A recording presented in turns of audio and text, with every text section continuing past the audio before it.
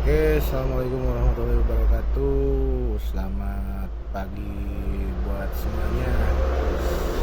Oke, di pagi hari ini seperti biasa rutinitas pagi di bengkel dan toko ya.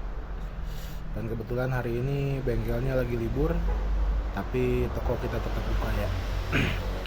Oke, di pagi hari ini mungkin saya akan bercerita sedikit mengenai perjalanan dari bengkel saya ya. Ini bengkel ini mulai beroperasi itu tahun 2009 ya. 2009 bulan Desember. Efektifnya sih 2010 awal itu udah jalan. Kurang lebih mungkin sekarang udah sekitar 14 tahun ya. Selama 14 tahun itu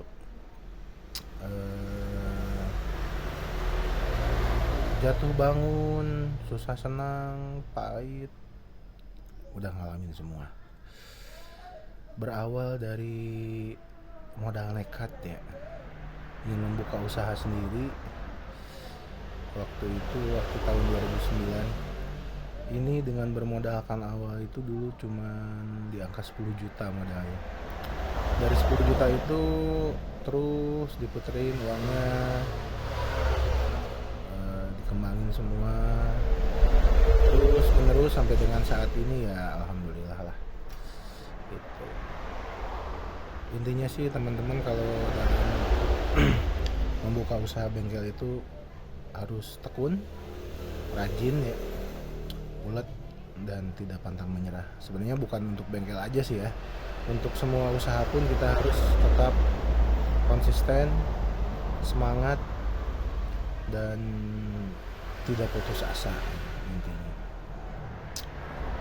Jadi mungkin kita cerita aja, sharing-sharing aja. Bagaimana sih pengelolaan bengkel dari mulai awal sampai dengan sekarang itu, polanya seperti apa? Mungkin tiap bengkel atau tiap toko mempunyai resep masing-masing ya, mempunyai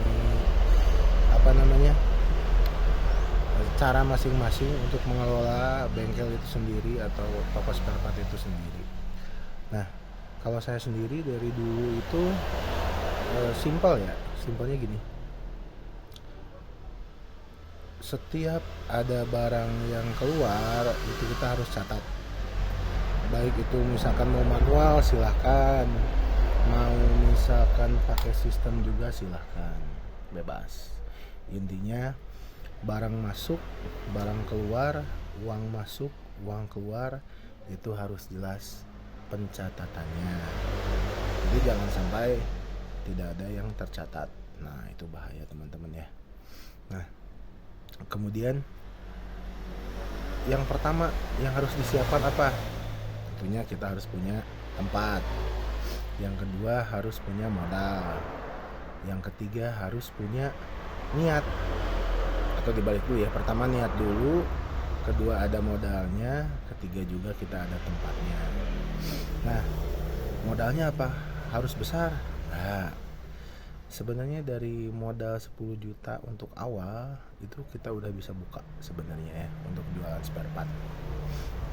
Nah, singkat cerita waktu itu dengan modal uang 10 juta saya puterin tuh beli barang ya, oli, ada kampas rem, macem-macem. Waktu itu cuma dapat sedikit ya. Waktu itu tuh kurang lebih cuma dapat satu etalase pun nggak penuh waktu itu. satu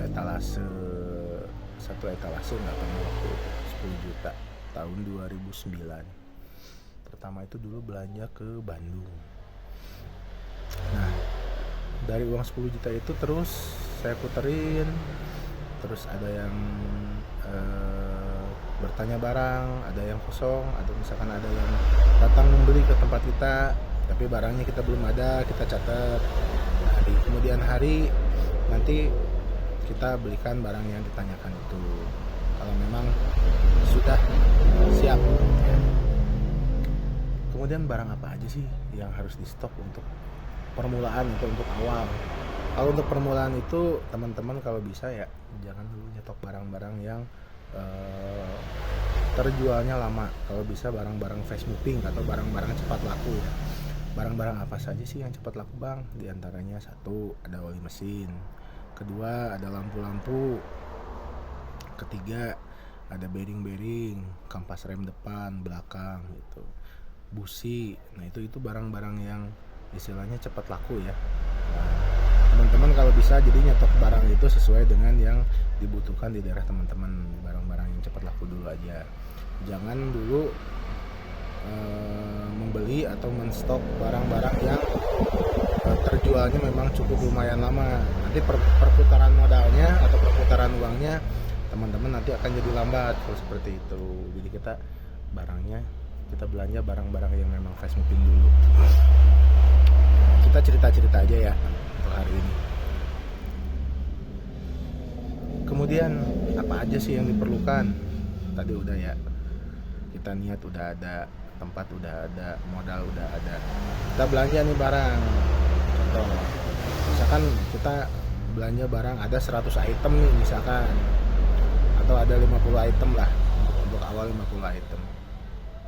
Dari 50 item itu barang yang kita belanja dari agen atau dari distributor itu harus tercatat ya teman-teman, harus tercatat harga modal belinya kita berapa, harga jualnya kita berapa, kita yang nentuin. Nah, untuk awal kalau boleh saya saranin, untuk pengambilan margin atau pengambilan laba ya atau keuntungan itu teman-teman kalau bisa jangan terlalu tinggi dulu. Jadi istilahnya kita mengambil keuntungan yang sedikit dulu untuk awal. Nah, sebagai salah satu langkah promosi untuk toko kita atau untuk bengkel kita. Nah, kemudian harga jual, harga beli itu kita catat. Baik itu mau manual silahkan, mau misalkan menggunakan Excel silahkan, komputer atau misalkan mau pakai sistem langsung juga silahkan, maka itu pilihan dari teman-teman sendiri. Nah, setiap harinya teman-teman harus mencatat nih barang yang keluar apa aja, kemudian uangnya dapat berapa. Nah, itu harus dicocokkan. Contoh misalkan hari ini kita modal awalnya 100.000 misalkan, untuk kita harus nyiapin uang receh ya untuk kembalian juga 100.000 misalkan atau 150.000 lah untuk kita modal awal. Nah, nanti di sore hari pas kita mau tutup atau misalkan mau di malam hari ya tutupnya, itu nanti kita hitung total pendapatan kita hari ini berapa ya, barang yang terjual berapa, kemudian modal kita awalnya berapa di total. Nah, nanti dicatat barang yang keluar apa aja, tipenya apa, harganya berapa, modalnya berapa. Nah, itu dicatat. Nah, nanti per 1 minggu atau misalkan mau per 2 minggu atau mau per 1 bulan kita rekap barang yang terjual itu apa saja. Nah, nanti setelah jangka waktu kurang lebih sekitar 3 bulan nanti kita ketahuan nih, atau misalkan mau 1 bulan pun udah bisa ketahuan sih, misalkan kita keuntungan berapa per 1 bulannya. Kemudian modal yang awal tadi itu kita nanti belanjakan barang lagi ke distributor atau ke agen atau ke grosir ya bisa. Nah, untuk keuntungannya nanti kita bisa hitung. Nah, itu teman-teman kalau misalkan keuntungannya mau ditabung silahkan, atau misalkan mau dipakai untuk kebutuhan sehari-hari silahkan. Tapi kalau saran saya, kalau untuk awal, kalau bisa untuk keuntungan atau margin itu ditabung teman-teman ya. Nah, ditabung, nah nanti semakin bertambah itu nanti untuk menambah modal ya. Jadi misalkan tadi awal modal kita 10 juta. Nah, kita berjualan nanti selama 3 bulan atau 4 bulan kita hitung totalnya berapa pendapatannya berapa. Nah, nanti siklusnya akan kelihatan setelah 3 bulan atau 6 bulan. Kalau keuntungan dari penjualan barang itu kita belikan lagi barang, itu otomatis aset barang kita akan bertambah dan jumlah barang yang kita jual pun akan semakin banyak seiring dengan berjalannya waktu. Seperti itu. Kemudian hal yang perlu diperhatikan itu adalah perlunya konsistensi dalam mencatat uang masuk, uang keluar, barang yang masuk, barang yang keluar. Kita harus tahu harga modalnya per satu barangnya harga modalnya harus tahu. Kita pengambilan profitnya misalkan berapa persen dari kita harga modal, kita harus tahu juga. Dan kalau di saya di sini kita menyesuaikan dengan kebutuhan yang ada di sekitar lingkungan kita. Kebutuhannya apa saja. Nah, untuk sekarang ini hampir di semua daerah itu rata-rata untuk kendaraan itu hampir mayoritas menggunakan kebanyakan Matic ya. Mau itu dari Matic Honda atau Yamaha atau untuk brand-brand yang lainnya juga, itu hampir rata-rata Matic. Nah, teman-teman otomatis harus menstok barang-barang atau spare part untuk motor-motor Matic. Nah, jadi biar mana ketika ada konsumen yang datang mencari spare part atau oli atau apapun itu teman-teman bisa menyediakan stoknya seperti itu.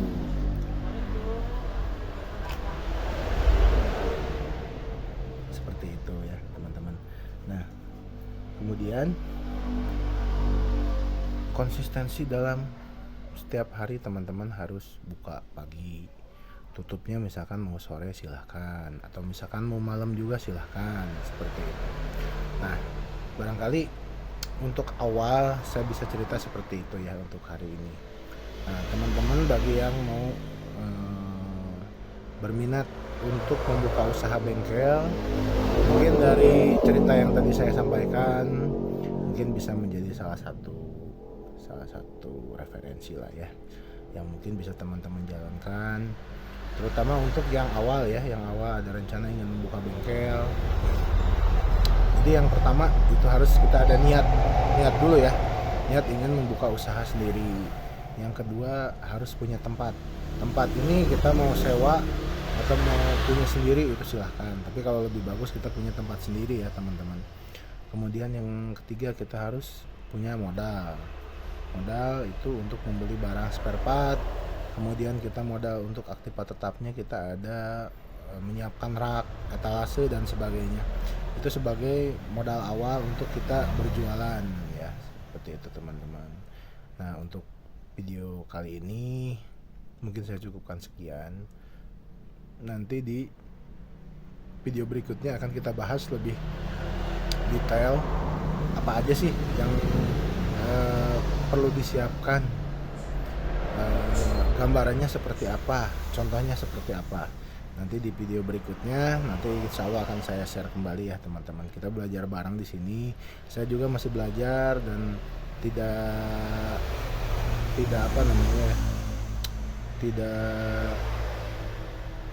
merasa menggurui atau seperti apa. Jadi kita di sini hanya sharing aja, sharing berdasarkan pengalaman yang pernah saya alami ya teman-teman. Kurang lebih sekitar 14 tahun mungkin dari pertama buka sampai dengan saat ini. Nah, mungkin untuk hari ini kita cukupkan sekian dulu ya teman-teman ya. Nanti kita akan ketemu di video berikutnya. Oke, selamat pagi.